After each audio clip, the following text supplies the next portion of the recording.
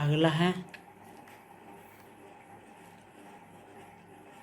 पूर्णांक, जिसे हम कहते हैं इंटीजर।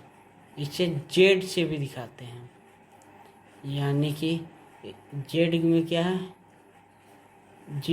नेगेटिव से लेकर नेगेटिव, जीरो और इसमें पॉजिटिव। इससे डिफिनेशन ऐसे है कि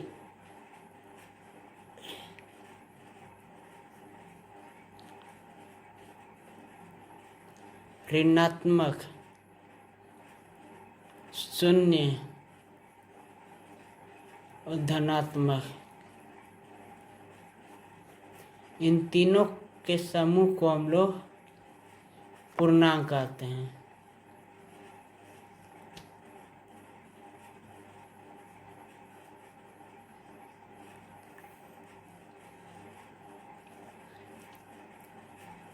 अब देखिए, पूर्णांक को वैसे दिखाएंगे, 3 हो गया, -2 हो गया, 0 हो गया, या 1 हो गया, 5 हो गया, 7 हो गया। ये सभी आपके पूर्णांक की श्रेणी में आते हैं। अब यहाँ हम लोगों ने देखा कि प्राकृतिक संख्या,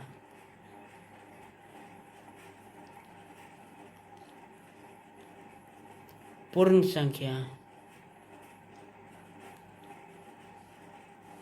और पूर्णांक, इन तीनों में क्या अंतर है, अब याद रखिए एक साथ। प्राकृतिक संख्या 1 से शुरू होकर अनंत तक जाएगी, ये 0, 1 से शुरू होते हैं अनंत तक जाएगी। और ये ऋणात्मक यानी नेगेटिव, 0 और पॉजिटिव सबको मिला के पूर्णांक होगा। एक खास बात याद रखिएगा कि इन तीनों में कहीं भी न आपका बटे का उपयोग होगा और ना ही कहीं डेसिमल का उपयोग होगा। जैसे कि 4/5, इसे हम न प्राकृतिक संख्या बोल सकते हैं, न पूर्ण संख्या बोल सकते हैं, न ही पूर्णांक बोलेंगे। 2.5 ये भी इन तीनों के डिफिनेशंस में नहीं आती हैं। तो अगला डिफिनेशन हम पढ़ते हैं। अगला है परिमेय संख्या।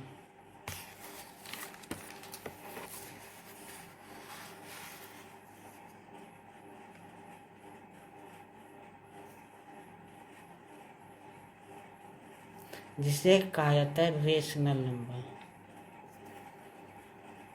अब इसे मैं काफ़ी जोड़ दूंगा क्योंकि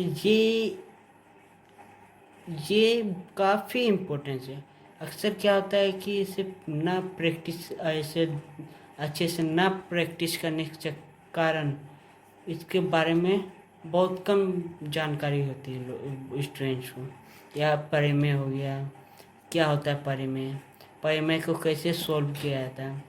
इसलिए सबसे पहले आप रेशनल नंबर की डेफिनेशन पढ़ेंगे। आखिर इसकी डेफिनेशन है क्या, तो पहला है वह संख्या जिसे P/Q के रूप में दर्शाया जाए, जहाँ Q नॉट इक्वल टू 0 हो, Q नॉट इक्वल टू 0 और P/Q। इसका क्या अर्थ हुआ, पहले तो ये समझिए कि P/Q का मतलब क्या हुआ।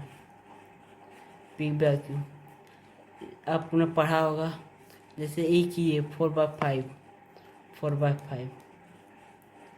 3/2, 1/2। इन सब में एक खास बात देखिए, सब बटे के रूप में है। P/Q 1/2, 3/2। अब समझ में आ गया P/Q का मतलब क्या। इसका मतलब क्या है, Q नॉट इक्वल टू 0। देखिए मैथ में पहले भी पढ़ा हुआ, फिर बताता हूँ कि किसी भी संख्या के नीचे यानी हर में 0 नहीं लिखा जा सकता है।